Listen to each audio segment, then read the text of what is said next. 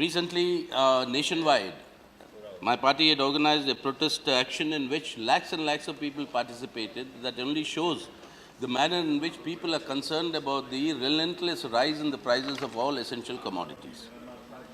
And the status of that, sir, according to the answers given in this very House and in the Parliament by the various ministers, if you just look at the situation of what is the state, the overall retail inflation is on a 22-month high at 5.77%.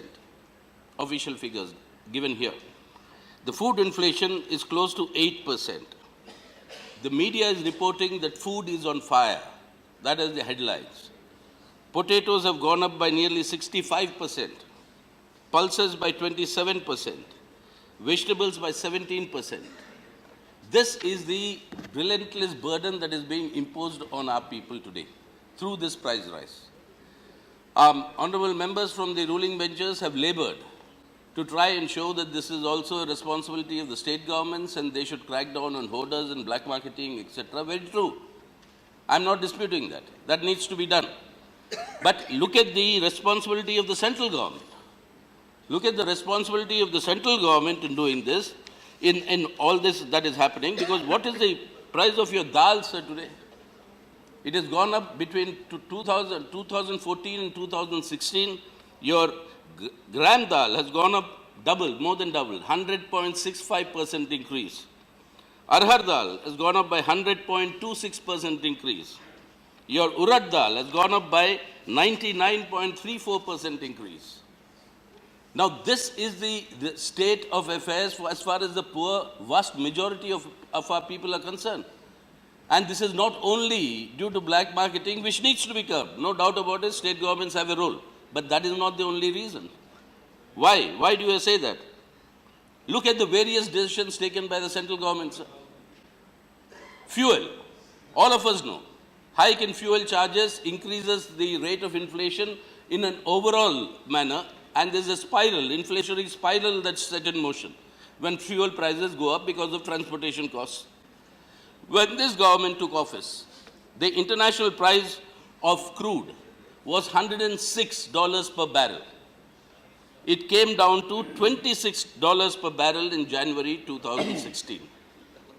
It is now slightly going up. It's around $40 per barrel now in July. But what has been, the fall has been to the tune of 106 to 26. But in this period, what has been the price of diesel, sir? It is 54 rupees 30 paise. When the refinery delivery cost to the petrol pumps is only 25 rupees 10 paise per litre. That is more than double the cost that is there at the refinery is being charged from the public. Petrol, 62 rupees 56 paise per litre in Delhi, I'm talking. What is the refinery cost at delivery? 22 rupees 94 paise. 40 rupees more than what is the refinery cost is being charged. Why? Because this government, since it has hiked the excise duty on petrol and diesel 9 times. 9 times. As a result, that your people are paying 40 rupees more per litre for petrol. They are paying nearly 35 rupees more per litre for diesel. And this is causing an overall rate of inflation all across the country, and that is purely a central government's responsibility. It's not of any one state. And this is, the government is reaping in its own revenue at the expense of the people. This is one instance, fuel charges. Now look at the hikes in the cess that the government has introduced in the last 2 years.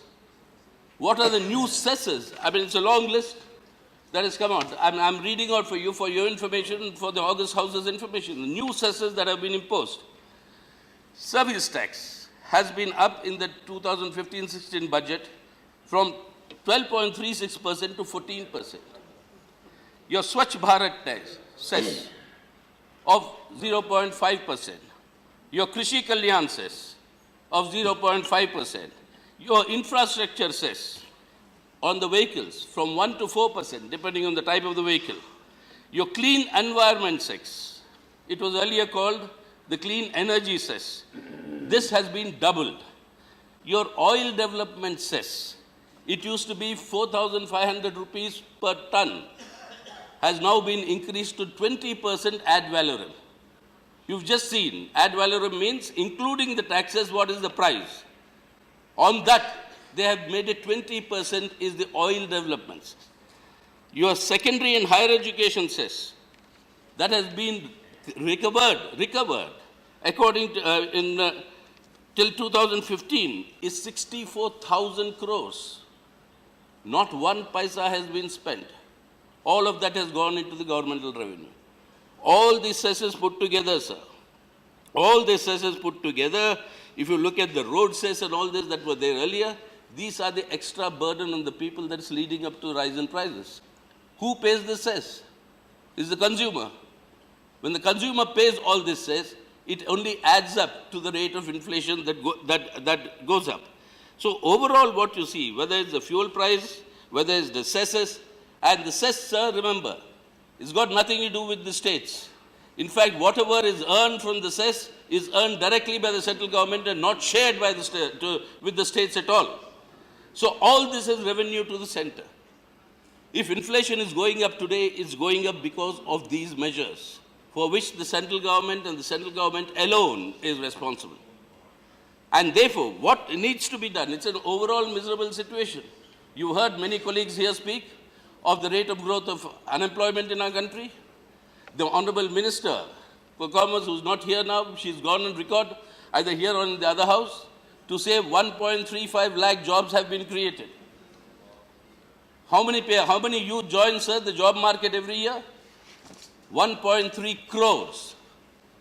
As against that, we have created 1.3 lakhs. 1%.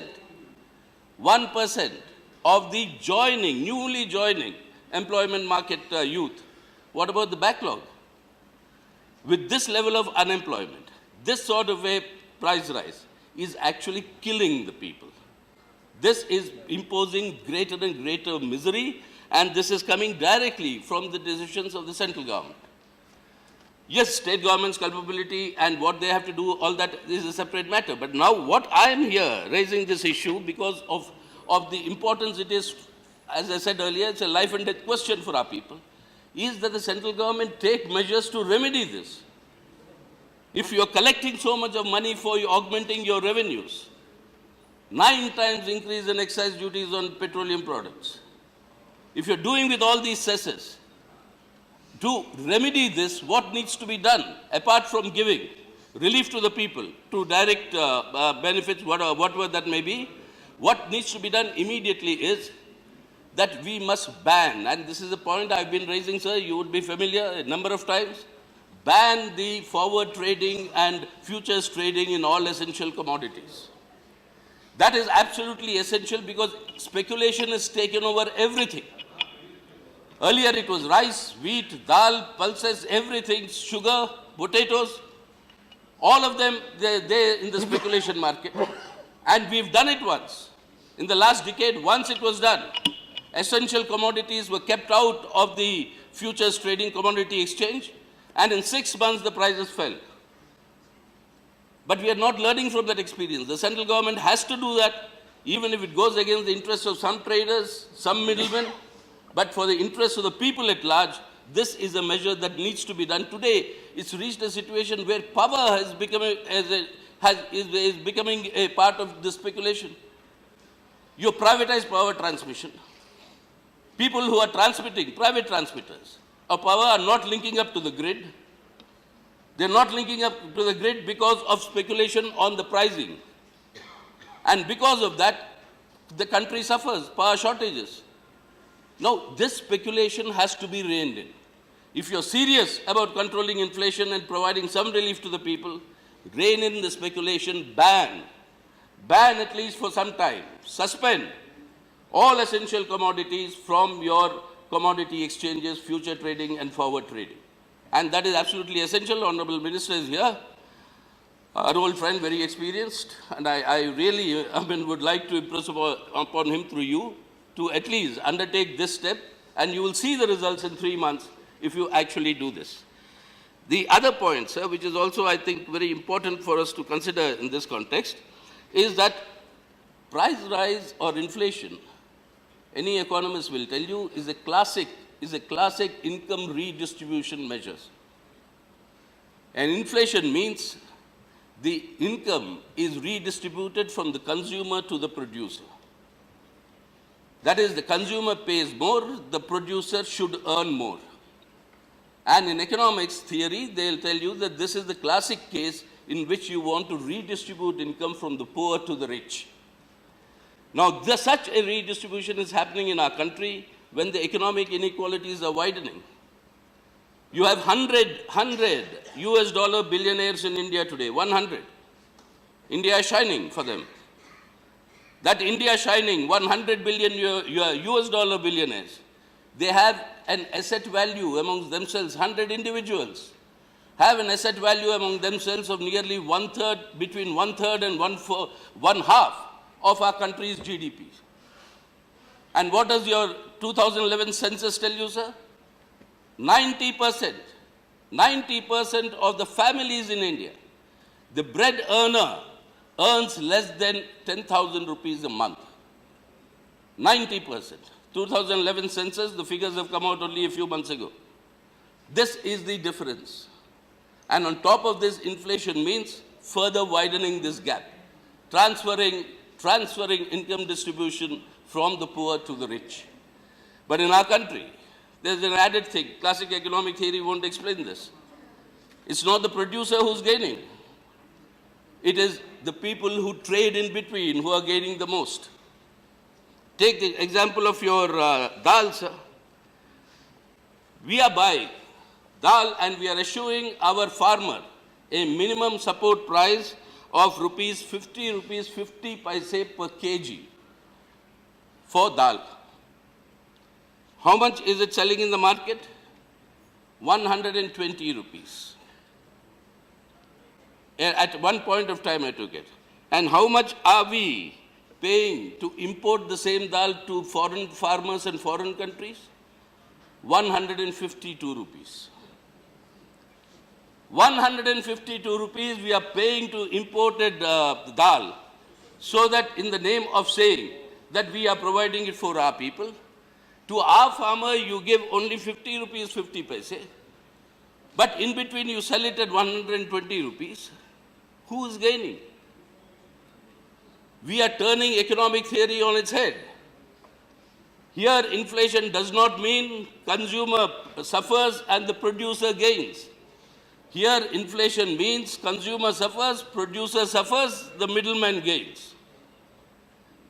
And it is this speculator in the middleman who is thriving at the expense of these policies that has to be curbed. And that, sir, is very important if you really want to address this issue of curtailing inflation. So I beseech, sir, the government through you. You have raised enough resources through all these cesses. You have raised more than enough resources through all these hikes in excise duties, etc. The governmental revenues are there. You're earning brownie points from international finance, saying that fiscal discipline is there in India, but at what cost? If fiscal discipline at the cost of our people, is that the price we pay? Economic development, after all, sir, economic development, after all, is not only GDP growth rates. It's the quality of life of our people. And that quality of our life of our people, what does this government's own economic advisors survey tell you? When That GDP if, rises, when GDP rises, quality of life should improve, isn't it? I'm sorry? When GDP rises, quality of life should improve. Not automatic, sir. Not at all automatic. Not at all. On the contrary, that's what I'm trying to explain. GDP grows 100 US dollar billionaires. Okay. GDP grows more, it'll be 150 US dollar billionaires. Shining India. And then you have a suffering India. There is a trickle-down theory. No, you see, Trickle-down theory. Trickle-down theory. I'm sorry, sir? Trickle-down theory. Trickle-down. Sir, the law of gravity does not apply in economic theory. Nothing trickles down, sir. If there's anything, it's a trickle up, and that is the price rise that we are talking about. It defies the laws of gravity. And that is why, so what I'm here to say is, if this has to be curtailed, Okay. I'm concluding, sir. If this has to be curtailed, sir, the government will seriously have to address this question of curbing speculation, ban your trading in essential commodities, and on the other hand, stop these cesses, these excise duty hikes, and thereby provide relief to the people and ensure a proper MSP. Sir, remember the final point. Not final, one more point. The point, if agriculture growth grows up by 1%, your overall GDP grows by more than 0.7%. And your industry goes by more than 0.5%. 1%. India is a rural farmer-based economy even today. If you forget that, you are forgetting the essence of what India is, and thereby these sort of effects will come. So finally, last point, I'm glad this discussion has been initiated. I have a colleague from West Bengal, whose assembly, state assembly, twice they tried to discuss this issue on price rise, and it was not allowed by the state government there. But anyway, I'm glad that it's come up here, and I hope this message will go there. कहने को तो नाम पाकिस्तान है, लेकिन हरकतें उसकी हर नापाक हैं। मैं कह हर हरकतें नापाक हैं। आज एक हमारे देश में कोई आतंकवादी मारा जा रहा है और हमारे आंतरिक मामलों में पाकिस्तान हस्तक्षेप करेगा।